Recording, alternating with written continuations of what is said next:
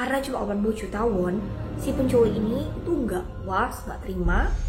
Nah akhirnya pun dia menembak pria tadi.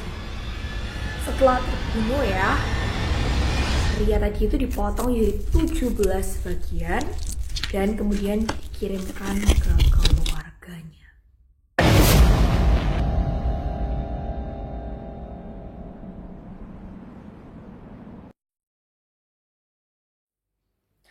Halo semuanya, kembali sama aku Eva di channelku Eva Sanbi. Thank you banget udah klik video ini. Dan untuk kalian nih ya yang tertarik untuk menonton kisah-kisah kriminal atau kasus-kasus misteri, jangan lupa untuk klik subscribe channel aku Eva Sanbi dan klik lonceng supaya kalian dapat notifikasi kalau ada video terbaru dari aku. Thank you. Jadi di video kali ini aku bakal menceritakan kasus penculikan artis Squid Game yang bernama Lee Yoo-mi dan juga Hwang Joo-min ya, aktor topnya Korea. Nah, untuk Hwang Joo-min sendiri mungkin kalian nggak banyak yang tahu namanya ya guys. Tapi kalau kalian tahu mukanya ya, fotonya, pasti kalian pernah kelihatan dia main di mana ya. Karena dia adalah salah satu aktor senior yang sangat terkenal di Korea Selatan. Bayarannya juga sangat tinggi dan film-film yang dia mainkan tuh biasanya sukses besar di bioskop. Dia pernah main film kayak Ode to My Father, terus Veteran, The Wailing, dan juga Battleship Island yang dimainkan bersama Song Joong Ki.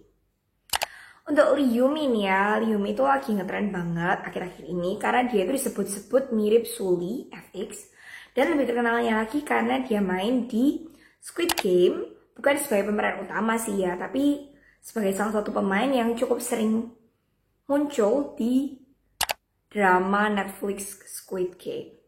Dan kalau kalian bingung ya siapa tuh Yoo-mi ya, dia itu yang mati di permainan kelereng ya guys di film Squid Game karena dia mengorbankan dirinya untuk temennya Jung Ho Young ya. Kalau kalian pastinya tahu ya Jung Ho Young ya guys, salah satu pemain utama di Squid Game. Nah, langsung aja kita mulai cerita kasus penculikan mereka seperti apa.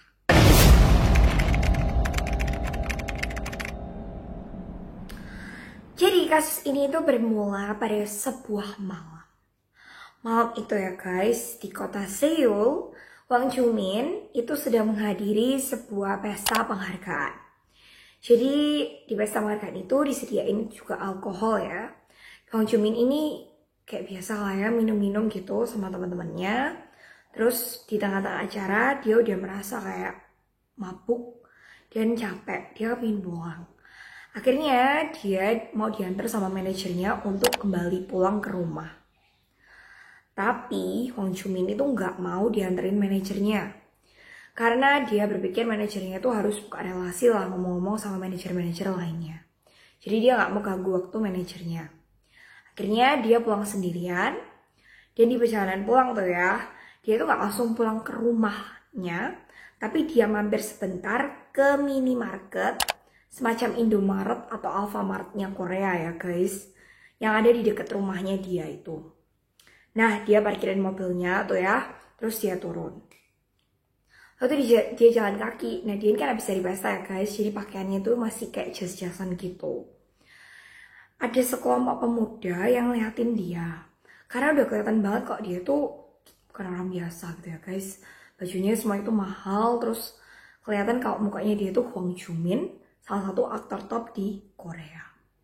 Nah, tapi Hwang Joo-min ini terus saja jalan ya, tengah malam gitu, gelap-gelap. Dia jalan ke minimarketnya, kemudian dia beli air minum dan juga meminum obat jantung, karena memang udah waktunya dia untuk minum obat gitu ya. Setelah dia beli tuh ya, minuman sama minum obatnya, dia ngobrol sebentar sama pegawai minimarket tersebut, karena memang mereka udah kenal. Itu ngobrol-ngobrol nih sama pegawai minimarketnya. Pegawainya itu guys cerita tentang kasus penculikan yang terjadi akhir-akhir itu guys. Jadi ada banyak banget orang-orang yang diculik ya, dan masih belum ditemukan sampai sekarang. Agak scary ya. Jadi pegawainya itu ngomong ke Hwang Joo-min ini untuk hati-hati waktu keluar sendirian. Nah, setelah ngobrol sebentar ya, dia akhirnya keluar, dia mau jalan pulang ke rumahnya di daerah sana. Tapi waktu begitu dia keluar dari pintu minimarket tersebut ya, dia tuh dicegat sama sekelompok anak pemuda. Jadi ceritanya anak-anak ini tuh dudukin mobilnya Hong Jumin guys. Jadi didudukin terus disenderin gitu guys. Seakan-akan tuh mobil mereka. Hong Jumin merasa itu perilaku tindakannya nggak sopan gitu. Jadi mereka ditegur sama Hong Jumin ini. Kamu nggak boleh ya dudukin mobil orang nyanderin kayak gitu. Karena itu mobilnya orang bukan mobil kamu. Nah anak-anak ini kaget karena yang mereka lihat itu benar-benar Hong Jumin.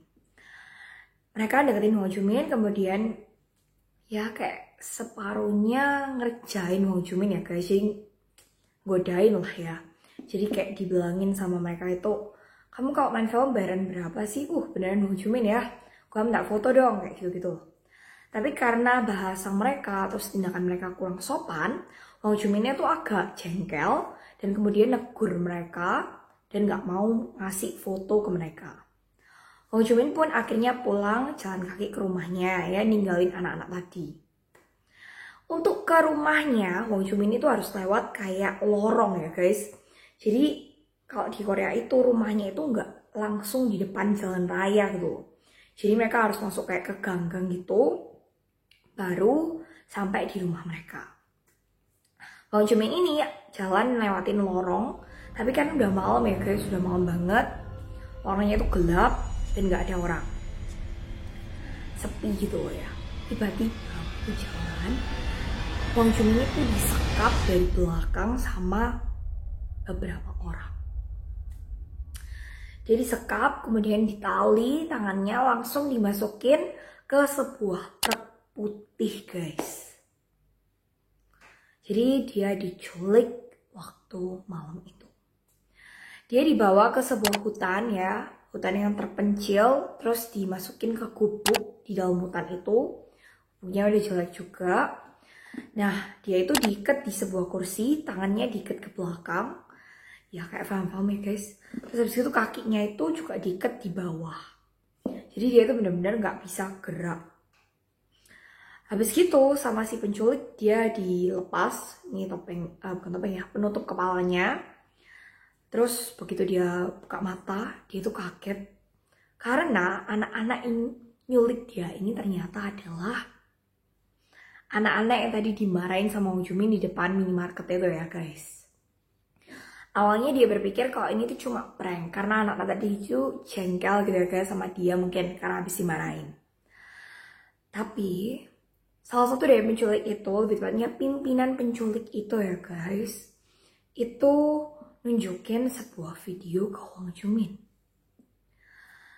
Dia bilang gini, ini bukan mainan. Jadi kita ini benar-benar serius nyulik kamu gitu ya. Kalau kamu nggak dengerin permintaan kita, nggak nurutin permintaan kita, kamu bakal berakhir kayak pria yang ada di video ini. Jadi dia nunjukin ke Hong Jumin sebuah video. Dan di video itu terlihat jelas ada seorang cowok guys. Ya, yang ternyata itu juga diculik sama anak-anak ini sebelumnya. Ceritanya penculik itu minta sebesar 200 juta won ke pria ini. Tapi keluarga dari pria ini tuh cuma mengirimkan 80 juta won aja. Karena mereka nggak punya uang sebesar 200 juta won. Begitu udah diterima tuh uangnya 80 juta won ya. Karena cuma 80 juta won, si penculik ini itu nggak puas, nggak terima. Dan akhirnya pun dia menembak pria tadi. Dan karena pistolnya itu buatan sendiri ya guys, bukan pistol yang belian gitu, hasil tembaknya itu nggak smooth ya. Jadi dia tuh nembak di daerah leher gitu ya. Lehernya itu bukannya malah bolong, tapi malah kayak bekas sayatan gitu. Jadi darahnya mengucur pelan-pelan, mati pelan-pelan. Setelah terbunuh ya, pria tadi itu dipotong jadi 17 bagian dan kemudian dikirimkan ke keluarganya. Bayangin ya seberapa kejamnya di penculik ini. Setelah melihat video tersebut ya, Hong Jumin ini kaget setengah mati. Kemudian dia mulai merasakan takut karena dia merasa ini benar-benar nyata. Yang membuat lebih nyata adalah guys, tiba-tiba ada seorang penculik cewek ya, di rombongan penculik itu juga, itu membuka sebuah karung.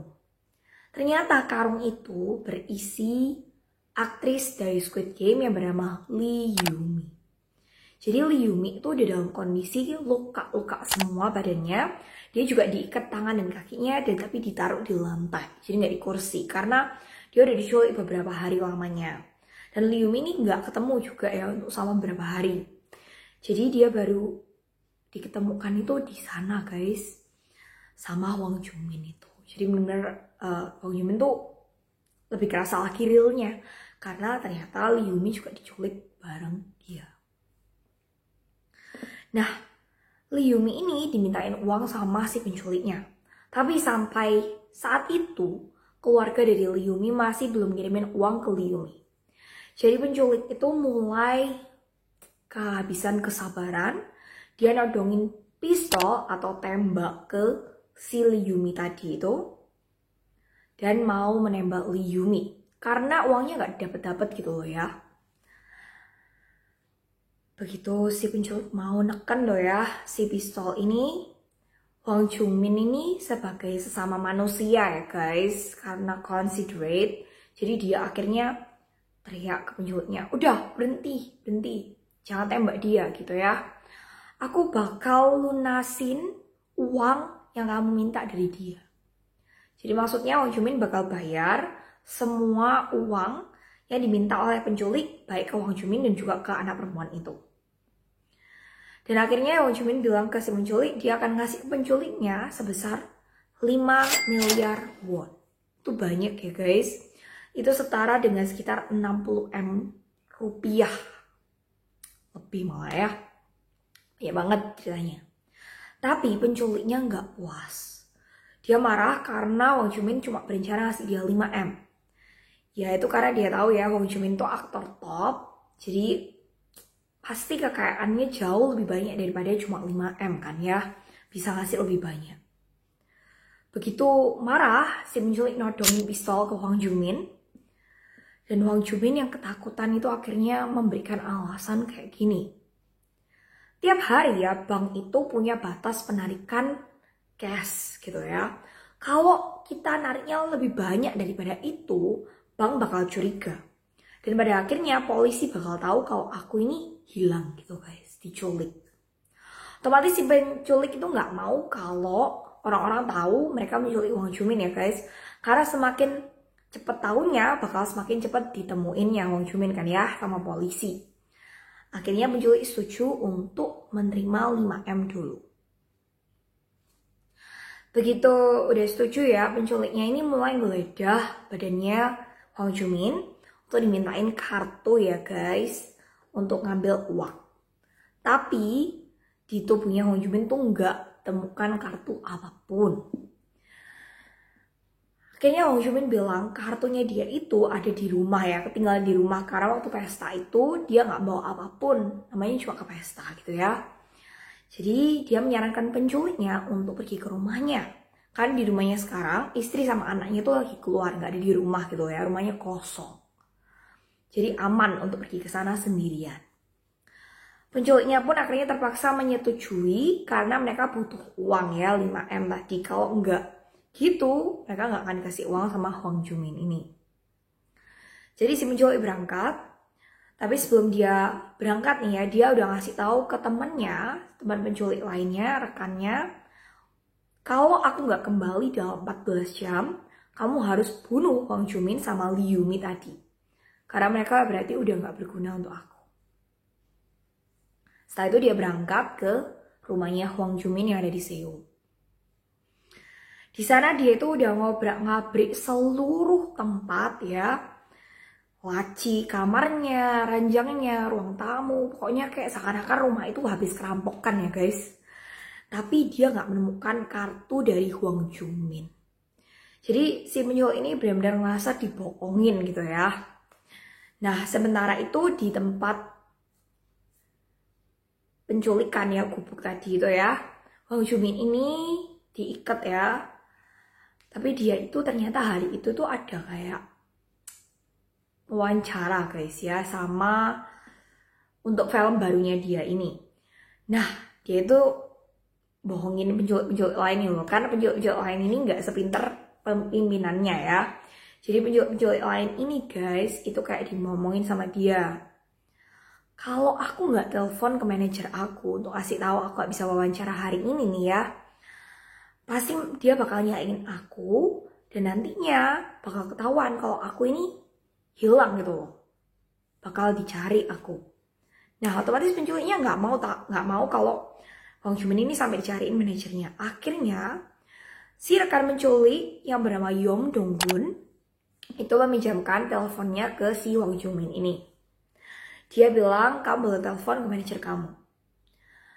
Hwang Jumin telepon ke manajernya untuk ngasih tahu kalau dia nggak bisa wawancara.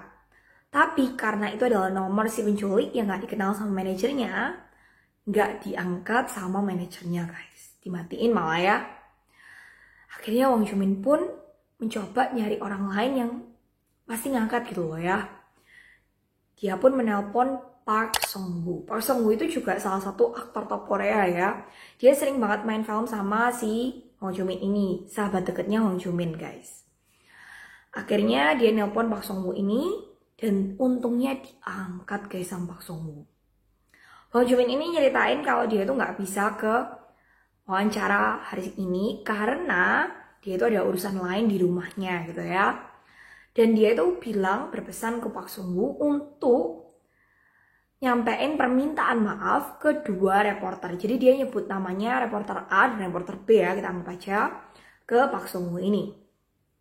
Karena dia nyebutin nama, si Yom Dong-gun ini penculiknya itu langsung matiin teleponnya. Karena dia curiga nama-nama tadi itu bukan nama reporter gitu ya. Dia takut kalau Hwang Jumin ini ngasih clue gitu guys ke Park Song-woo. Begitu dimatiin, setelah itu ya tiba-tiba masuklah telepon dari si penculik yang tadi nyariin kartu itu ya, yang bernama Choi Ki-wan. Nah, Choi Ki-wan ini akhirnya nelpon ke Yom Dong-gun dan bilang kalau kita tuh udah ditipu sama Hwang Jumin gitu. Kartunya tuh nggak ada di rumahnya. Tapi Hwang Jumin ini bersikeras mempertahankan kalau kartunya itu ada di rumahnya.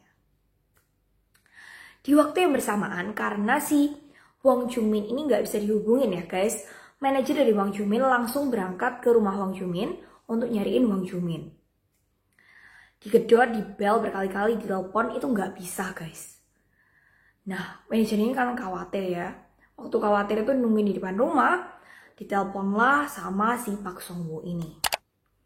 Park Song-woo ceritain kalau dia itu ditelepon sama Hwang Jumin pagi itu untuk memberitahukan kalau Hwang Jumin tuh nggak bisa ikut wawancara hari itu. Dan Park Song-woo juga bilang untuk nyampein permintaan maaf ke dua reporter A dan B tadi. Tapi si Park Song-woo ini bilang A dan B itu nggak ada di list reporter yang akan mewawancarai kita hari ini. Jadi apa kamu tahu siapa si A sama si B ini yang disebut sama Hwang Jumin tadi? Begitu dengar nama itu ya, manajernya ini langsung bilang kalau nama A dan B itu bukan nama reporter guys, tapi namanya polisi dan detektif yang diperankan oleh Hwang Jumin di drama-dramanya sebelumnya. Jadi itu kayak Hwang Jumin tuh kayak ngasih clue ke si manajernya untuk telepon ke polisi atau detektif. Akhirnya karena khawatir, manajernya pun langsung masuk ke rumahnya Hwang Jumin ya. Kan manajer tahu tuh ya tombol pin code-nya itu. Begitu dia masuk, ternyata si penculiknya tadi udah keluar guys. Tapi rumahnya Hwang Jumin tuh kayak kondisi kerampokan ya. Makanya langsung sama manajernya diteleponin ke polisi untuk melaporkan kejadian ini. Dan untuk melaporkan kalau Hwang Jumin tuh hilang guys. Nah, polisi yang waktu itu sedang menyelidiki kasusnya Lee Yumi ya, mendapat laporan juga kan tentang Hwang Jumin ini, akhirnya mulai memperketat pencarian mereka terhadap penculik ini. Mereka dapat clue dari sebuah truk putih yang tadi dipakai buat nyulik Hwang Jumin ya. Ternyata truk itu juga dipakai untuk nyulik Lee Yumi kira-kira 2 minggu sebelumnya atau 1 minggu sebelumnya ya guys gitu. Dari truk putih itu mereka langsung nemuin siapa pemiliknya. Pemiliknya tuh namanya Banga. Nah, si Banga ini ternyata minjemin truk putihnya ini ke Yeom Dong-gun tadi. Dan Banga ini diinterogasi keras sama polisi untuk ngeluarin clue lain siapa sih yang ada di lokasi penculikan bersama dengan Yeom Dong-gun itu. Kan ya? Akhirnya Banga ngomong, kalau yang di dalam biasanya Yeom Dong-gun itu yang ngelakuin kejahatan sama si Choi Ki-won. Nah, polisi mulai melakukan pencarian terhadap si Choi Ki-won ini.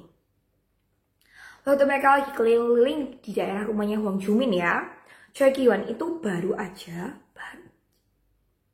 keluar dari rumahnya Hwang Joo-min. Dia papasan sama polisinya guys. Dan akhirnya pun polisinya berusaha mengejar Choi Ki-won tadi. Tapi Choi Ki-won ini ternyata membawa penculik lain bersama dengan dia. Mereka kabur nyetir mobil gitu ya.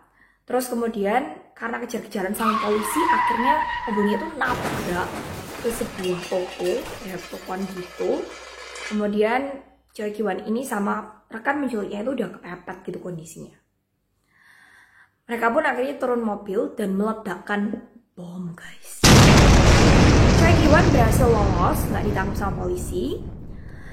Sementara polisinya itu kan luka ya kena bom tadi, si Choi Ki-won tuh lari guys. Tapi penculik satunya itu berhasil ditangkap dan kemudian dibawa ke kantor polisi untuk diinterogasi. Waktu diinterogasi, sayangnya si penculik ini ya guys, saking setianya sama si Choi Ki-won, dia itu bunuh diri dengan menggunakan racun yang disembunyiin di daerah giginya sini. Akhirnya dia mati sebelum ngasih clue apapun ke si polisinya. Ya otomatis lebih sulit ya guys pencarian ini gitu kan ya. Nah, sementara itu guys, di lokasi penyekapan si Hwang Joo-min ya, Hwang Joo-min itu pura-pura, namanya aktor ya guys, dia acting seakan-akan dia itu sakit jantung. Dan karena memang dia itu belum minum obat jantungnya ya, jadi dia itu seakan-akan sakit jantung gitu ya, berkeringat dingin, terus dia itu kayak seakan-akan kejang-kejang gitu guys, terus kencing di celana. Dan dia itu menipu penculik-penculik lain yang di sana, yaitu Yeom Dong-gun, dia juga penculik satunya yang memang gampang banget untuk dibohongin guys. Nah setelah ditipu sama si Hwang Joo-min ini, akhirnya Yeom Dong-gun membelikan obat di apotek terdekat di Seoul sana ya, tetap aja jauh guys, untuk si Hwang Joo-min ini, supaya Hwang Joo-minnya nanti nggak kejang-kejang gitu dan nggak mati sebelum ngasih uang ke mereka. Dan setelah itu guys, dia itu mendapat telepon dari pimpinan penculiknya tadi. Waktu dia di perjalanan beliin obat untuk Hwang Joo-min ini. Si penculik pemimpinannya ini ngomong ke Yeom Dong-gun untuk langsung balik. Karena pasti kamu tuh dibohongin sama Hwang Joo-min. Kita ini udah ketahuan sekarang gitu ya, semacam itu. Jadi Yeom Dong-gun itu marah dan dia langsung balik ke tempat penculikan untuk melihat apakah benar sih Hwang Joo-min ini dan Lee Yumi itu kabur guys. Beneran. Waktu si Yeom Dong-gun itu keluar untuk nyari obat di apotek, ya Hwang Joo-min sama Lee Yumi ini berhasil memotong tali di tangan mereka menggunakan pecahan kaca. Kemudian mereka tuh langsung lari keluar. Dan waktu papasan sama penculik ceweknya itu, mereka tuh nembak penculik ceweknya. Gak sampai mati sih, tapi luka guys. Langsung mereka lari ke daerah hutan sana. Sayangnya karena itu daerah hutan ya guys, kan nggak jelas jalannya kemana-kemana, nggak ada yang bisa dimintain tolong.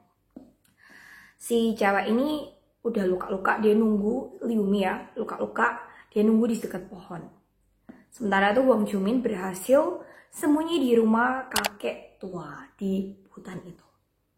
Tapi kakek ini itu guys, itu memiliki sedikit gangguan kejiwaan. Jadi dia itu waktu telepon polisi, polisinya kurang percaya gitu loh ya sama kesaksiannya dia tentang Hwang Joo-min.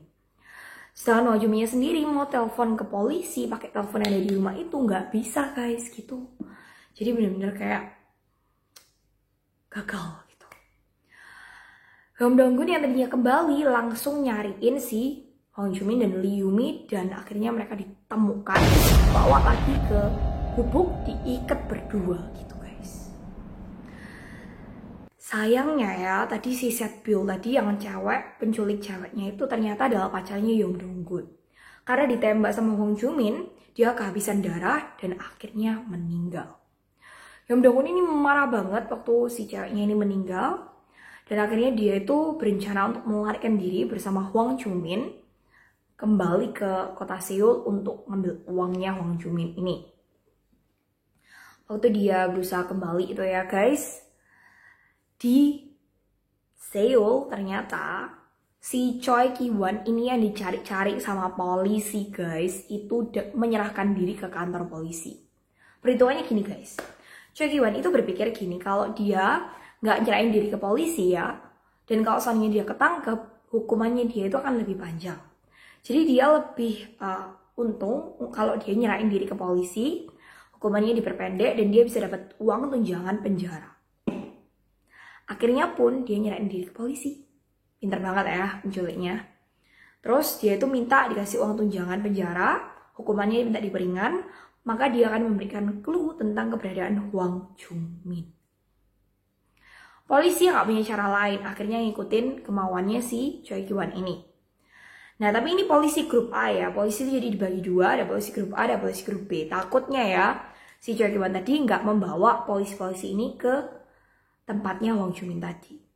Dan benar guys, si polisi-polisi A itu tadi ya, dibawa ke gubuk lain di hutan yang sama, di mana gubuk itu tuh udah diisi sama bom semua. Dan waktu Choi Ki-won sampai di sana, bomnya itu diledak. Polisi-polisi A itu sama Choi Ki-won ini semuanya jatuh, luka parah, dan mereka nggak menemukan Hwang Joo-min di tempat itu. Di kantor polisi, untungnya kakek yang tadi kena gangguan jiwa di hutan tadi ya, lari ke kantor polisi sambil memakai sepatu Hwang Joo-min. Polisi cewek yang menyelidiki kasus ini langsung melihat sepatunya, tahu kalau kakek ini pernah ketemu sama Hwang Joo-min. Akhirnya pun dituntun oleh kakek itu, mereka sampai di lokasi gubuk sesungguhnya di mana Hwang Joo-min dan Lee Yoo-mi tadi disekat. Nah, waktu Hwang Joo-min ini mau keluar sama si penculiknya Yong Dong-gun ini ya guys, dia ini berhasil meloloskan si Lee Yoo-mi gitu ya guys. Jadi polisi itu datang, Yong Dong-gunnya ini takut dia mau kabur. Si Lee Yoo-mi ini sama Hwang Joo-min ditolongin untuk bisa keluar dulu ke polisi.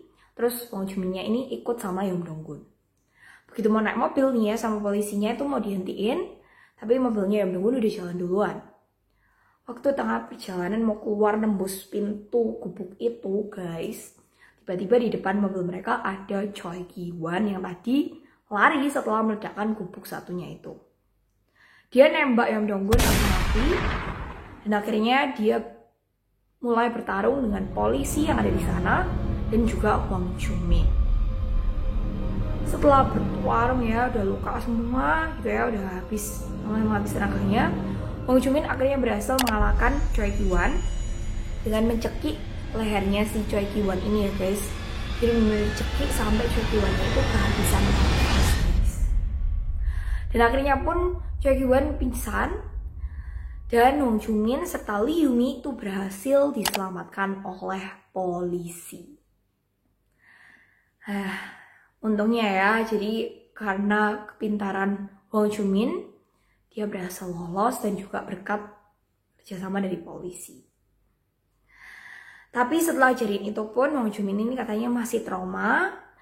Dia juga takut ya kalau ngelihat orang-orang yang pakai baju yang sama dengan si penculik tadi. Memang yang ceritanya agak ribet ya guys kasus penculikannya, tapi ini benar-benar kasus penculikan yang smart dan banyak plot twistnya. Penculiknya benar-benar smart banget. Dan untungnya Hwang Joo-min dan juga Lee Yoo-mi itu berhasil keluar ya. Untuk kalian yang bingung dan ingin tahu jelas ceritanya kayak gimana, jangan lupa untuk nonton film ini ya, Hostage, Missing Celebrity tahun 2021 yang sebentar lagi bakal tayang. Mungkin di CGV atau di Cinema XX1 ya guys, kurang tahu ya. Mungkin bentar lagi bakal tayang. Kalian bisa nonton. Thank you guys. Kalau kalian suka kasus kali ini, jangan lupa untuk klik like untuk video ini. Dan juga klik subscribe untuk channel aku Eva Sanbe. dan klik lonceng supaya kalian dapat notifikasi kalau ada video terbaru dari aku. Thank you, sampai jumpa kembali di video-video berikutnya. Bye-bye.